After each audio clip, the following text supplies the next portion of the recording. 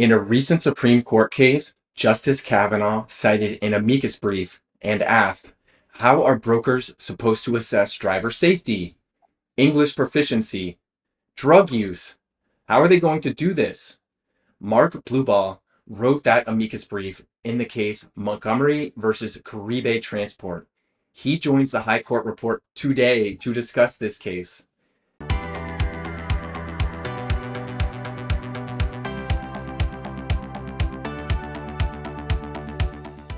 This is the High Court Report with special guest Marc Blubaugh.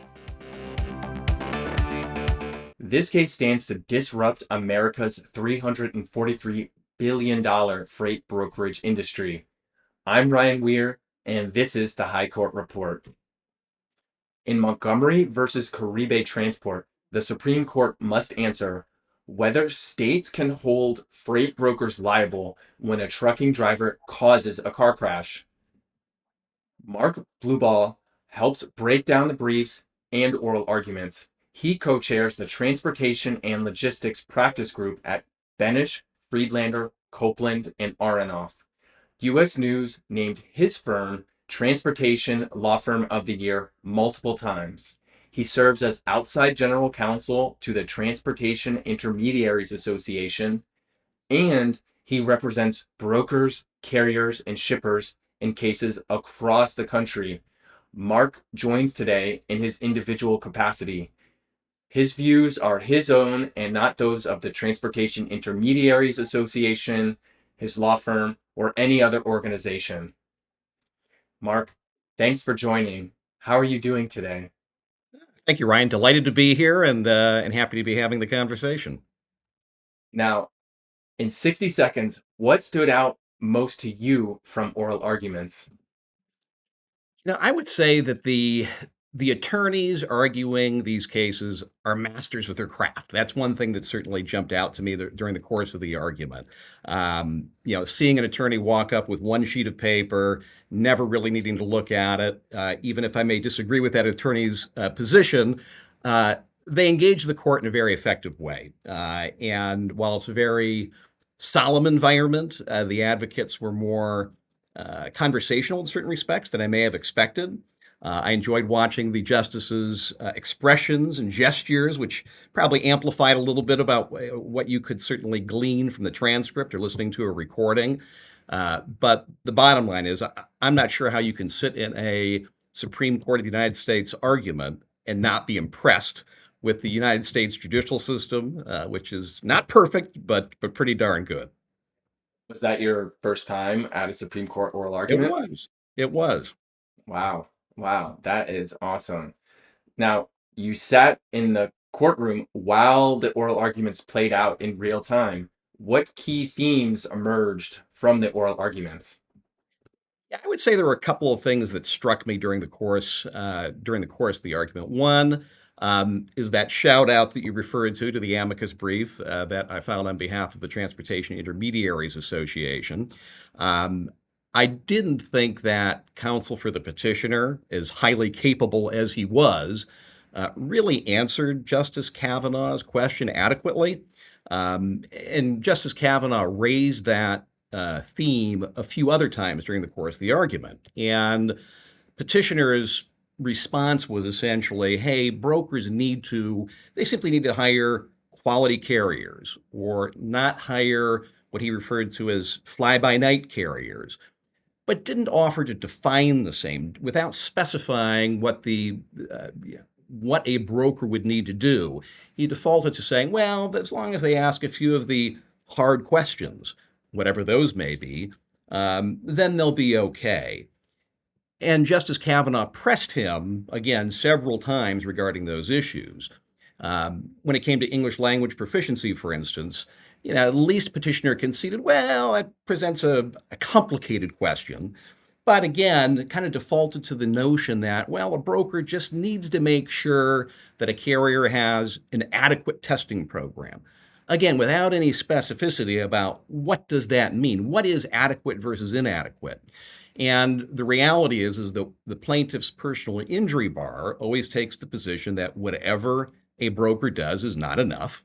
And if they do too much, then they become vicariously liable because they are controlling the motor carrier, kind of working as an outsourced compliance department or otherwise. So that's one of the themes that leapt out to me through the course of the argument. I think the second one that caught my attention was that there was much more discussion about proximate cause than I expected to be the case during the course of the argument. Some of the justices appeared to believe that rather than relying on preemption, brokers can simply rely on proximate cause principles because the broker's position relative to the accident is so attenuated. But I think that really misses the point. The F4A preempts the duty element in the first place. We shouldn't ever really get to proximate cause. And from a practical perspective, telling a broker to defend a case on a proximate cause basis is really kind of cold comfort. It almost then inevitably becomes an issue for the trier of fact, whether that's a judge or a jury, and the broker spends an extraordinary amount of time and money on that kind of a defense. So I think that's a second theme that leapt out to me. A third that comes to mind is that I think many of the justices had really good questions about subsection B1 in the statute.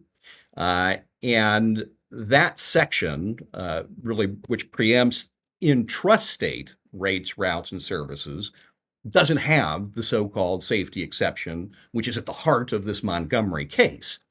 And the plaintiff or the petitioner in this case at least conceded that that distinction was the way that I think he characterized it was a bit anomalous, but he wasn't arguing that the legislative distinction makes any sense. And when he was pressed again on that subject, about whether he had, for instance, a brilliant way to reconcile the apparent anomaly, he came up empty. He had none. And I think that counsel for respondent, C.H. Robinson, pointed out effectively that this was kind of an unthinkable reading of the statute. And it's absurd that Congress would have wanted the states, for instance, to regulate interstate transportation, but not transportation within their own borders.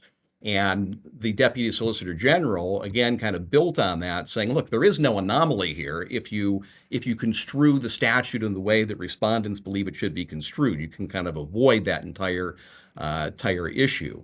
So I think that was another one. I think that probably a fourth that I think about or observed was that a number of the justices and counsel placed, I think, unnecessary or unwarranted emphasis on the FMCSA's capabilities and resources. This is the Federal Motor Carrier Safety Administration that regulates the industry. And there was an effort to, I think, paint a picture where the agency is allegedly falling down on the job. And even if that were the case, it's not an excuse to shift a federal responsibility that is imposed on the federal government to companies in the private sector. I'm sure that the FMCSA, like every government agency, would love to have more resources to perform its functions, but I would surmise that the agency would contest claims that it's unable to perform its essential functions. There's lots of staff at the FMCSA doing lots of great work every single day and always trying and striving to improve. So I think those are a couple of the main takeaways, that themes that I saw emerging through the course of the oral arguments. That was an excellent roadmap for today's discussion. I could not have written it better myself. So let's dive in here. And before we get to the legal battle, I actually want to talk about the landscape a bit, because as we mentioned, logistics operates as a multi-billion-dollar global industry. There are many moving parts, many people, stakeholders that the average person may not know about. And you have shippers, you have brokers, you have carriers. Your brief uses, or the Transportation Intermediaries Association brief that you filed, uses a travel agent analogy to help people understand the different hats that the parties wear. So help us understand the role of the players, and also how the brokers fit into the ecosystem in the years after the law was passed, but before the Supreme Court took this case. Sure, sure. So to outline the players, we start with shippers. They are the owners of cargo who need to move it around the country from origin to destination. Sometimes they're referred to as beneficial cargo owners, but shippers is the usual term.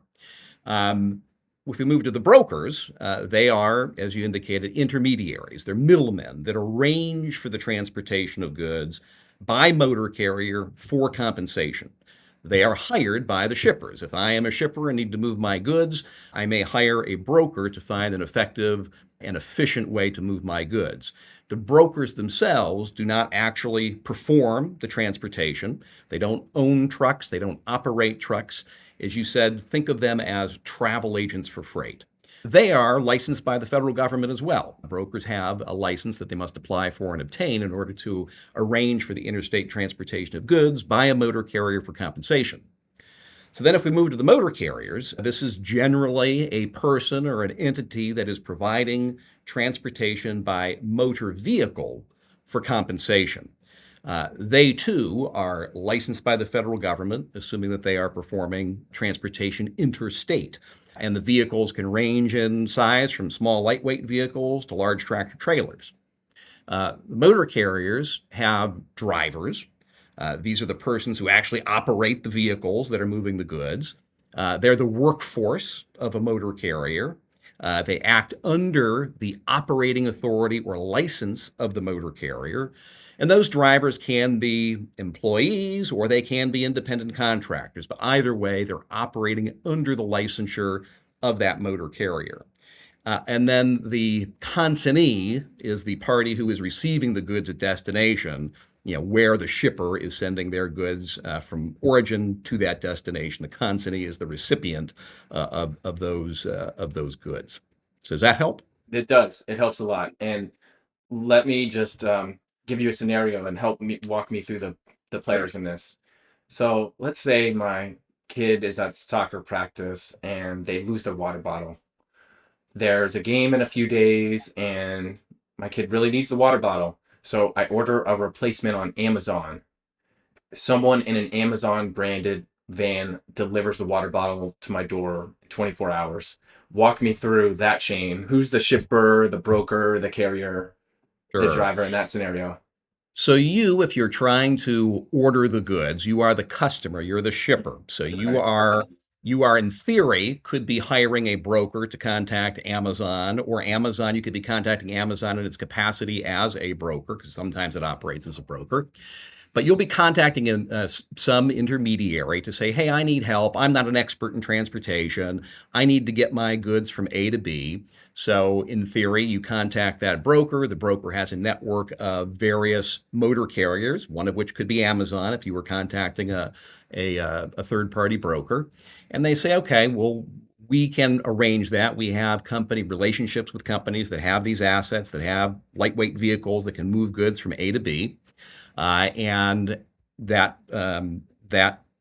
party essentially will send one of its drivers to the warehouse, for instance, where this water bottle might be, or wherever it originates at, and then picks it up and delivers it to destination so that you have it in time for the tournament that is coming up. I see. So when I order on Amazon, Amazon could be the broker in that scenario. Could be. And then if they're also performing the delivery, they could also be the carrier. Yeah, Sometimes there they're. are Mhm. many logistics companies wear a number of different hats. Amazon could be a shipper in certain respects because it might own the goods that you're Oh, purchasing. yeah, yeah. It could be a broker where it's simply arranging for the transportation of goods. It could be the carrier that's providing the delivery at the end of the day. So with some of the larger logistics enterprises, there are many different hats that a given company can wear at any time. I see. Okay, that was very helpful. So now let's talk about the legal fight here. And it essentially turns on two laws that interact with each other to some extent. Subsection C1 says states cannot enforce laws related to a price, route, or service of any motor carrier or any broker with respect to the transportation of property. But there's a major catch. States keep their ability to regulate motor vehicle safety. Subsection B says states cannot enforce laws related to price, routes, or services of brokers. There's no exception there. In plain English, and to oversimplify just a little bit, Congress blocked states from regulating broker services, but carved out an exception for motor vehicle safety. And the issue in this case is whether one of the issues in this case is whether that carve out exception for motor vehicle safety applies to brokers. I'm hoping that you can make sense of this language, tell us what it actually means, and how it applied in the years before the Supreme Court took the case. Sure, absolutely. So maybe if you think about C1, a little historical context is probably helpful. I mean, if we step back in time to like the late 70s, when Congress was deregulating the airline industry, Congress enacted the Airline Deregulation Act. And one aspect of that was Congress saying, look, if we're going to deregulate an industry, we want to make sure that the states don't re-regulate it. We want to make sure that they don't decide to enact laws, ordinances, statutes that might impinge and interfere with our effort to try to deregulate the industry. So they included some language very akin to what you just read, stating essentially that states cannot regulate the prices, routes, or services of airlines or air carriers. So when we move forward to the trucking industry, and by the way, that statute worked. It essentially, deregulation met its goal, and the states were prohibited from interfering with those objectives. So in the course of deregulating the motor carrier industry, Congress said, hey, why don't we use that statute? Why don't we use it as an analogical template for what we're trying to do with the motor carrier industry? Likewise, we want to, unleash that industry. We want to give them the freedom to compete with one another. So we don't want the states to interfere with that. And we're going to include similar language saying that no state can enact a law or regulation that is related to the prices, routes, or services of motor carriers or brokers, as freight forwarders are also mentioned in that statute. And again, the aim here is to create uniformity for the transportation industry through that preemption. And the form of laws, we talk about these laws or regulations, the statute is also intended, and the courts have made this pretty clear, to capture not only positive laws that a jurisdiction might enact, but also court judgments, jury verdicts, the tort body of law that any given state has. So that was the objective. And the question, as you pointed out, in this particular case is really focused on the so-called safety exception in C2, because there are a number of exceptions to the breadth of that preemption. And one thing that Congress said was, hey, we're not trying to restrict the safety regulatory authority of a state with respect to motor vehicles. And we're not trying to restrict the ability of states to do various other things. And there's a laundry list in the statute. And the plaintiff's personal injury bar argues that this exception in C1 saves from preemption claims against brokers for negligently choosing a given motor carrier that ultimately is involved in an accident. That's the thrust of it.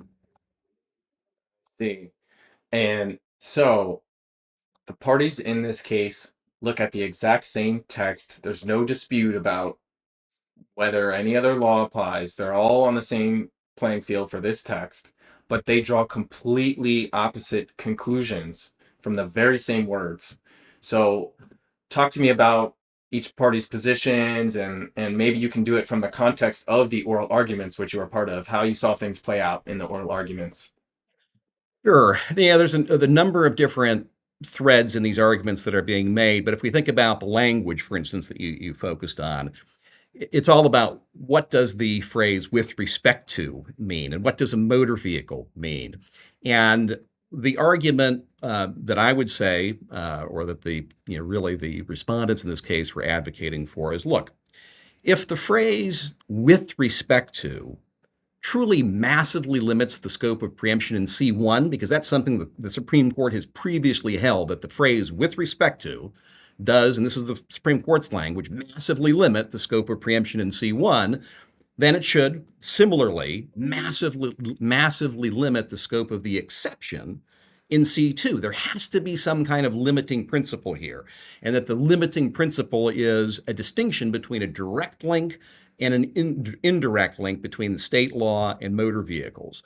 Otherwise, you could extrapolate this, and no law would be preempted, since every relevant law has at least some kind of vaguely indirect relationship to motor vehicles. So including that phrase "with respect to motor vehicles" would be kind of superfluous. It would have no operative effect. And the inclusion of these other exceptions, similarly in C2, would be redundant because they are all at least indirectly related to motor vehicle safety, whether we're talking about, limits on size or weight of vehicles on highways or otherwise. So that's one part of the textual argument. The petitioners, on the other hand, take a contrary view of it and say, hey, you're making much ado about nothing here. With respect to should really be treated as synonymous with concerns or involves or is related to, and a state law requirement to exercise reasonable care in selecting a motor carrier must necessarily concern or involve motor vehicles, because that's the point of these laws, is to protect the public from unsafe motor vehicles. And that the Congress's choice in drafting, using this phrase "with respect to" instead of "related to," is really immaterial. It's meaningless that Congress uses different prepositional phrases in various ways. Maybe it was stylistic or otherwise, and that there's no reason to read this distinction between direct and indirect into the statute. So that's part of the kind of plain language argument component of the party's position. I think that informing that, though, is what I alluded to earlier, is B1, which governs intra-state transportation and contains no safety exception. No one argues that there's a safety exception in B1, which clearly preempts these claims against a broker with respect to intrastate transportation. So, using that as a clue as to what Congress's intent was in drafting this language, I think is highly informative. And it's also, consistent with the kind of legislative history and the understanding that at least most in the industry had about the evolution of these requirements. Because if we step back in time again to before the enactment of the F4A, we know that the Interstate Commerce Commission had previously looked at whether or not brokers should have a financial responsibility requirement. Should they be insured? Is there something beyond their broker's bond that is required? And there never has been any requirement for auto liability insurance. And Congress revisited that topic as recently as 2012 in the highway bill called MAP 21. And while it did increase the bond requirement for a broker, it never touched auto liability or suggested that brokers needed to have that type of insurance. And if you read the House Conference Committee reports in connection with the enactment of the F4A, they make it very clear that the intent of the F4A was not to expand state authority over motor carriers or brokers. They were trying to leave it unchanged, didn't grant more authority to the states. And again, before deregulation, Congress had heavily regulated motor carriers and had reduced to a certain extent the power or ability of states to do so. For instance, states cannot determine which interstate motor carriers should be permitted to operate within their state if they're operating in interstate commerce. This Counsel case makes that quite clear. And so allowing these tort claims, negligence claims against brokers to proceed forward is kind of a backdoor way of allowing states to decide what motor carriers can or can't operate in interstate commerce. And that's kind of an affront to the congressional intent, we would argue. And again, we have these ICC authorities, even in the 80s, saying, brokers aren't exposed to bodily injury claims or claims for property damage, and therefore don't need to have insurance, those types of issues. Does that make sense? It does.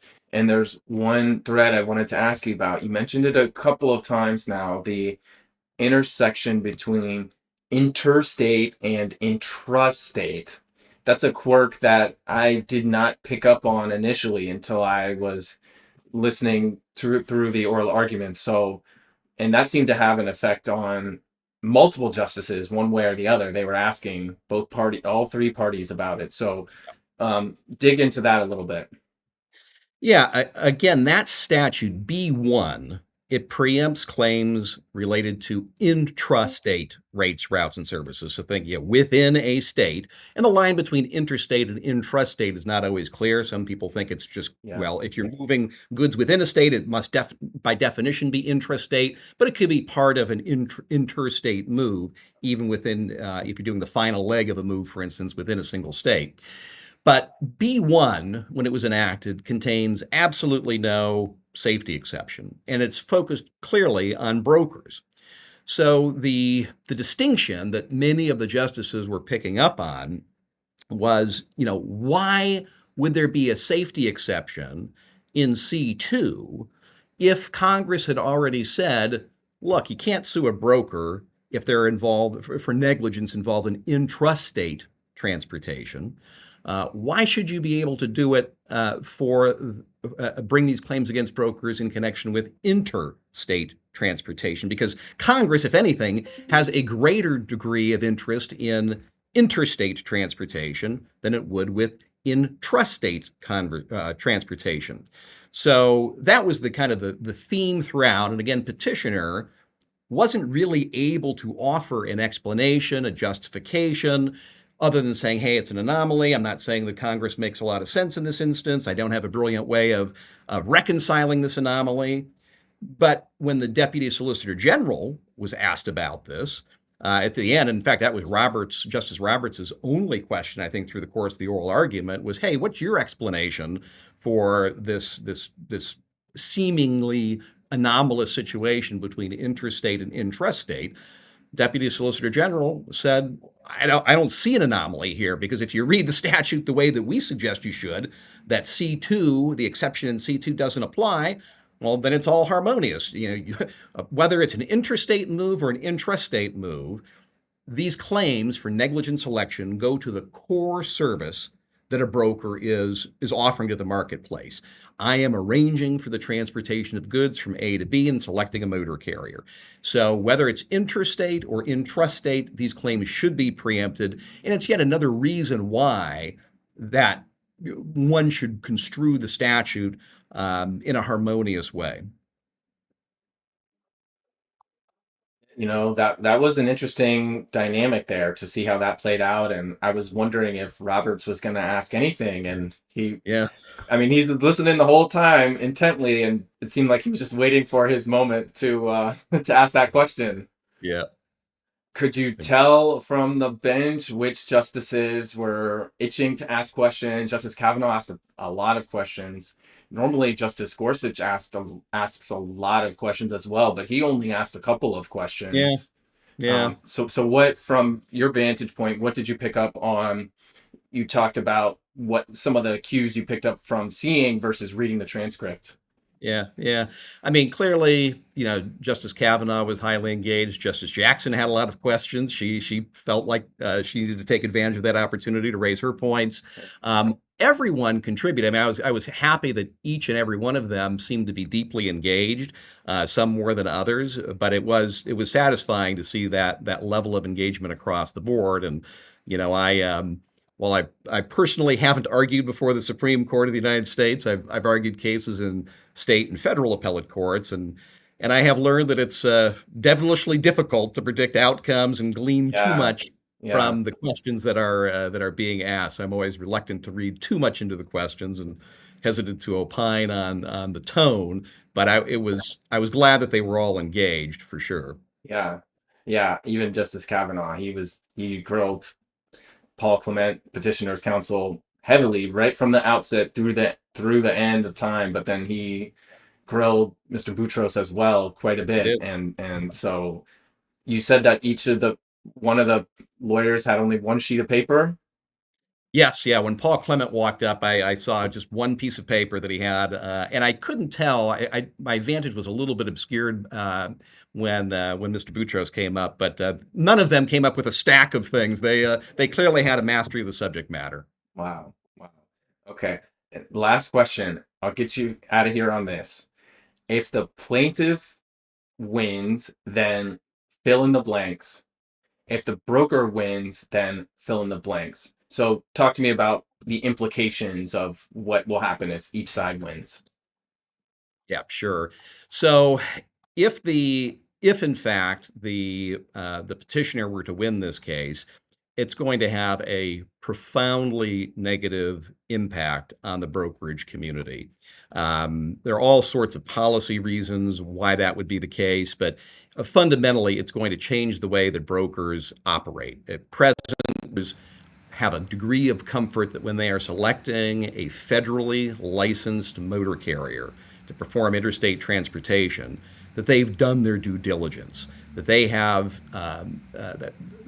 met their expectation, and that they've had the protection, they believe, of the federal statute, the F4A, to preempt those claims. So, if in fact these claims are permitted to proceed, we've got a parallel regulatory regime essentially emerging, which undermines the intent of Congress in enacting the F4A. Brokers are going to continue to be named and will increasingly be named in every case involving a motor carrier because brokers play a very significant role in the marketplace. You're going to have small motor carriers that are trying to enter the market who are going to be excluded from the market because, as one of the counsel made the point during the oral arguments, nobody ever gets in trouble for hiring IBM. Go for the largest, most established, longest tenured motor carriers. Small brokers simply can't perform the type of diligence that plaintiffs imagine they can. If the critique is that the federal government isn't doing a good enough job, how can this obligation be effectively performed by brokers who have even fewer resources and don't have the architecture of the federal government at their disposal? So that's the real concern. If the brokers do prevail, and the court rules in favor of respondent, then we will have a more thriving and active interstate transportation market because brokers can now operate knowing what the rules of the road are. They will be able to accelerate and add some additional efficiency to the way that supply chains operate every single day. So it will be a boon to the entire economy. And it will certainly, give brokers peace of mind that they no longer face this type of exposure, as long as they're doing everything else appropriately.